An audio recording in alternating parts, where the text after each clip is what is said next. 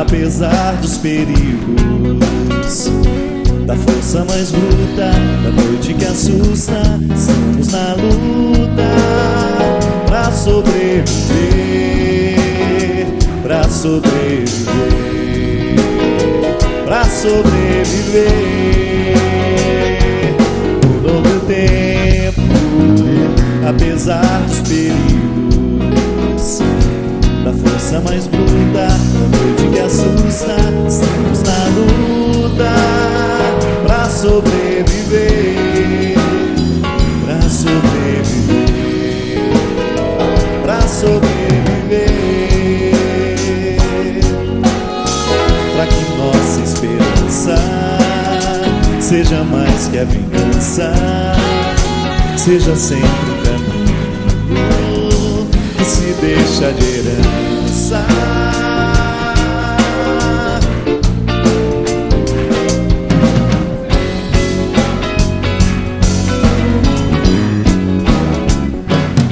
Um novo tempo, apesar dos castigos, de todo pecado, de todos enganos, estamos marcados pra nos socorrer, pra nos socorrer, pra nos socorrer.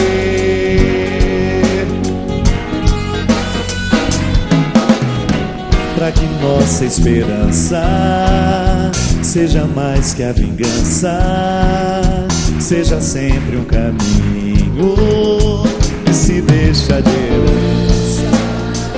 Segura na bola.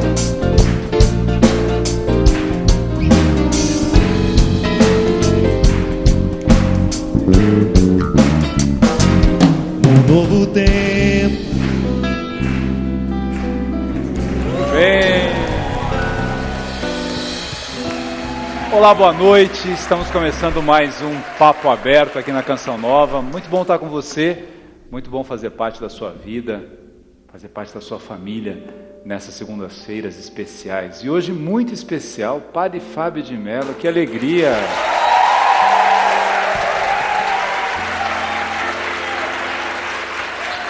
Estava todo mundo com saudade, Padre. O senhor deu uma sumida, né? Eu também estava. Estou ainda, né, na verdade.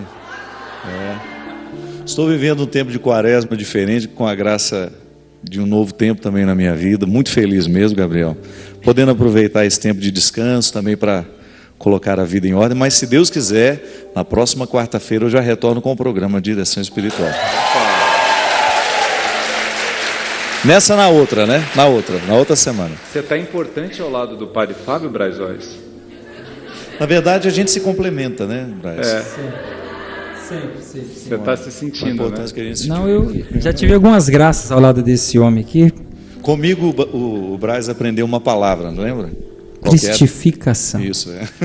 Há 11 anos atrás. 11 anos atrás. Quase 12, eu cheguei na Canção Nova, ter encontro para a música, e eu caí pela primeira vez lá. E, de repente, apareceu um certo fráter, Fábio de Mello, lá pregando e falava. E eu Só tinha nariz e barriga. E eu chorava que nem um condenado. E aí eu me senti a inspiração de pegar na minha Bíblia e pedir ele para, assim, ei, padre. Eu falei, padre, eu nem sabia que não era padre ainda. Eu falei assim, escreve algo para mim.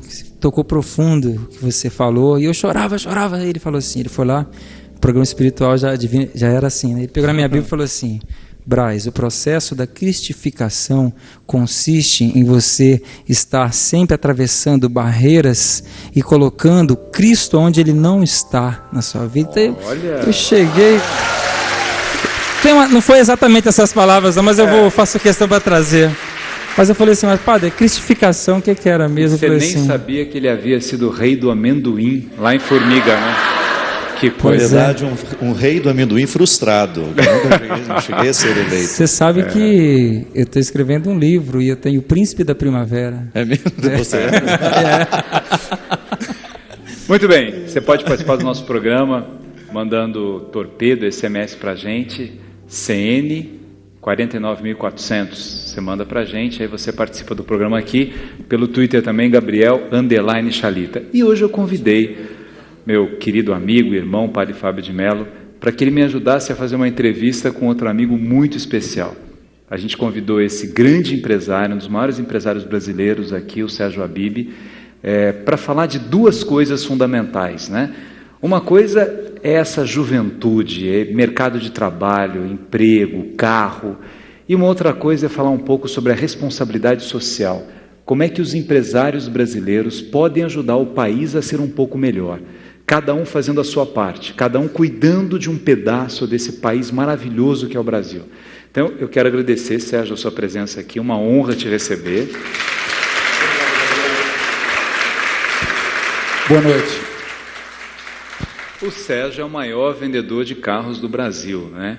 E o que é essa coisa do sonho do brasileiro de ter um carro? Isso é uma coisa que todo jovem sonha, com casa e com carro? É um sonho comum do brasileiro? O que acontece é que o carro, ele é um bem de consumo que todo mundo sabe que carro você tem. As pessoas não sabem que televisão a gente tem em casa, as pessoas não sabem que móveis a gente tem em casa, mas todo mundo sabe que carro a gente tem. Então, o carro é um bem de consumo completamente especial e diferenciado em relação a um bem de consumo normal. A outra coisa que acontece, a outra característica do nosso mercado, isso é bem nosso do Brasil, é que 8 anos atrás, no primeiro ano do governo Lula, o mercado brasileiro de automóveis era de 1,5 milhão de carros. E o ano passado foi de 3,5 milhões. Então, tem 2 milhões de brasileiros comprando carro que andavam de ônibus 8 anos atrás. Como o tempo médio que um brasileiro fica com carro é 32 meses, na realidade são 5,5 milhões de brasileiros comprando carro, e esses 5,5 milhões de brasileiros, 8 anos atrás, andavam de ônibus. Então, o nosso mercado ele tem uma característica que tem um montão de pessoas comprando carro zero que antigamente andavam de ônibus ou de moto.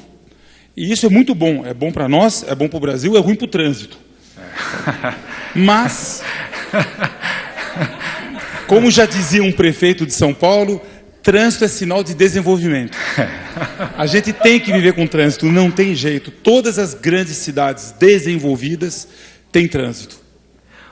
Sérgio, recentemente você trouxe, a gente está vendo aí publicidade na televisão, o Faustão fazendo a publicidade da Jaque, que é um carro chinês.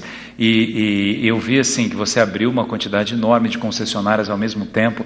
O povo brasileiro, ele tem assim uma fidelidade a uma marca? Eu quero ter carro GM, eu quero ter carro Ford, ou carro Fiat, ou é um povo mais aberto?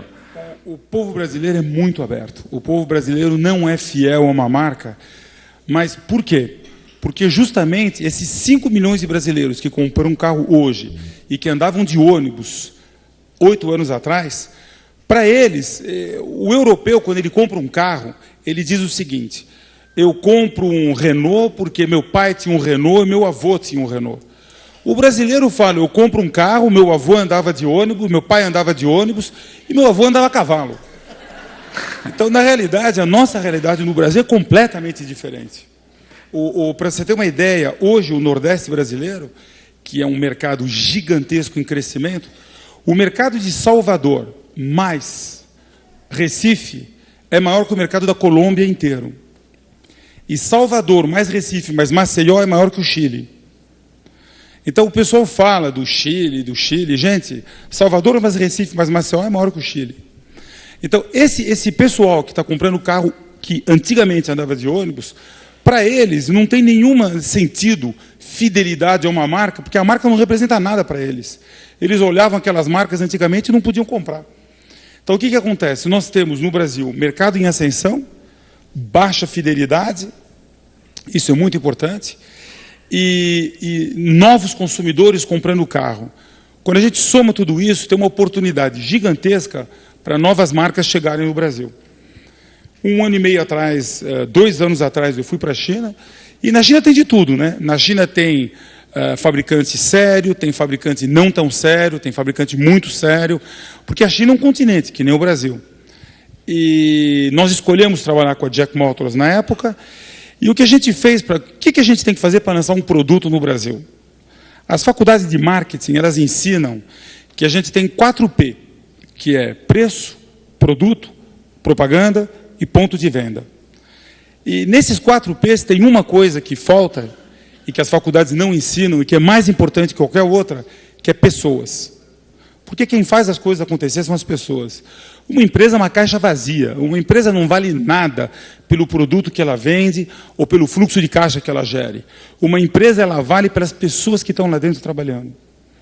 Então, nós temos um produto totalmente adaptado ao Brasil, nós temos um preço competitivo, com 6 anos de garantia, nós temos uma propaganda muito boa, nós contratamos o Faustão, e o Faustão é uma pessoa que tem muita credibilidade aqui no Brasil, e nós temos pontos de venda. Nós abrimos 50 concessionárias no mesmo dia.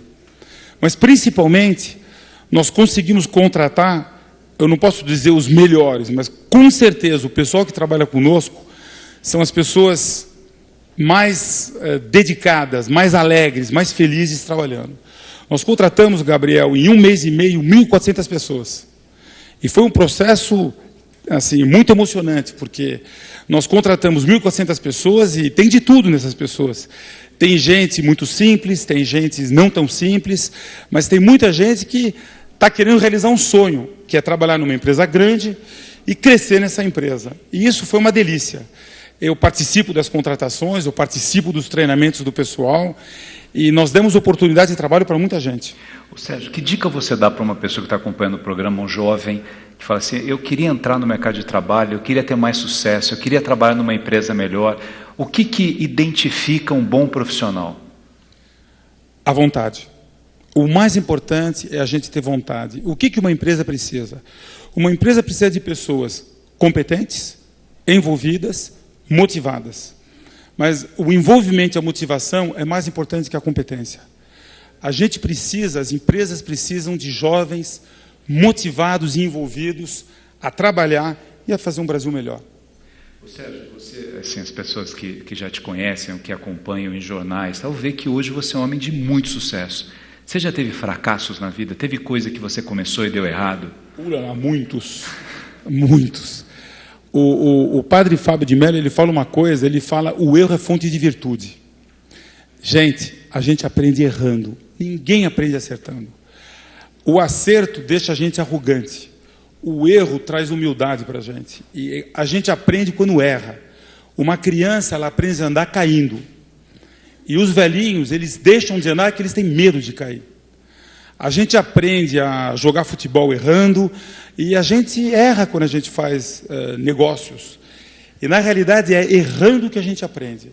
Quanto mais a gente erra, mais a gente aprende. Não tem que ter medo de errar. Eu costumo falar, faça, erre, tente, lute, fale, mas faça. Legal isso, né, padre? Você já errou muito também, padre Fábio? Ixi. Agora, o Sérgio despertou uma memória afetiva em mim muito interessante, que eu lembro que o primeiro carro que meu pai teve... Peraí, seu avô andava do quê? Bicicleta. E levava minha avó no carrinho de mão. Minha avó era conduzida no carrinho de mão. Ô, mãe, mas o meu pai, eu me lembro... Meu avô já tinha carro, não tinha? Meu avô, pai do meu pai, não tinha carro. Não. Não, mas seria até uma ousadia da minha parte dizer que aquilo era um carro. O meu pai chegou uma vez lá em casa, todo feliz, tadinho. Nós éramos muito pobres, mas ele juntou um dinheirinho e conseguiu comprar aquela Kombi que tinha os olhos tristes. Você lembra dela? Que tinha 2 tipos de Kombi. Surgiu uma depois que era mais alegrinha. Os olhos ainda...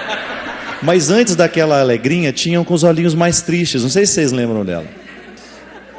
E eu olhava aquela Kombi, eu achava ela muito triste, mas era aquele, né? Ele comprou para nós e ele não sabia dirigir. Ele chegou lá com um homem que vendeu para ele, era uma Kombi velhíssima, coitada. E ele resolveu aprender com a gente, todo mundo dentro da dor. Colocou minha mãe, eu, meus irmãos, balai de manga, papagaio. Todo mundo. Encheu a Kombi triste e foi aprender a dirigir conosco. Verdade, nós batemos no primeiro poste do dia. Aí a Kombi ficou mais triste caolha, ainda, né? A Kombi já era triste e ficou caolha, ficou terrível. Mas é um fato verdadeiro, me lembrei disso que você estava dizendo. Mas a mim impressionou muito quando conheci o trabalho do Sérgio, que hoje, graças a Deus, é um ser humano que me ajuda muito na minha missão. O Sérgio muitas vezes já me ajudou muito a chegar nos meus lugares difíceis que eu preciso ir. Com o carinho dele, da Sandra, sempre são muito presentes na minha vida.